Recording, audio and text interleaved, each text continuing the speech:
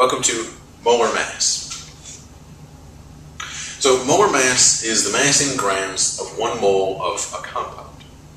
This can be calculated using the information that's on the periodic table and the chemical formula.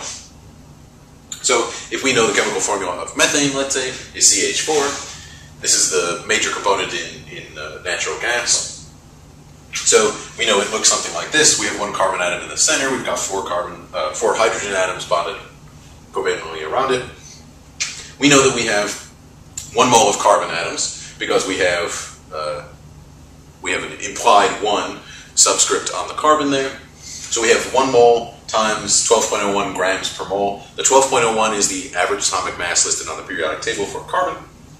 We know we have 4 moles of hydrogen because we've got 4 subscript on the H. So we have 4 moles times 1.0079 grams per mole. That 1.0079 grams per mole is listed on the as the atomic mass, the average atomic mass on the periodic table for hydrogen.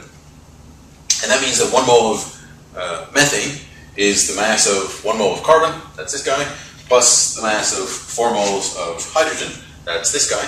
So when we plug them in, we get a mass of 16.04 grams. Now note here that we have moles divided by moles, so the moles are canceling here, and the moles are canceling there.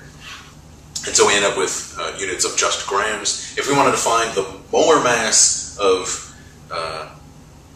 methane, we would then divide by the number of moles that we used. Well, we assumed 1 mole of methane to do this, and so we divide by moles. So we have a molar mass of methane of 16.04 grams per mole.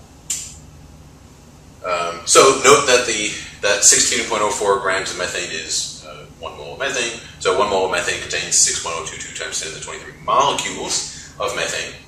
And in those 6.022 times 10 to the 23 molecules of methane, we contain, for each molecule, we have 1 carbon atom and 4 hydrogen atoms. So we contain 6.022 times 10 to the 23 carbon atoms. This is 1 mole of carbon atoms. And 2.409 times 10 to the 24 hydrogen atoms. So that's 4 moles of hydrogen atoms.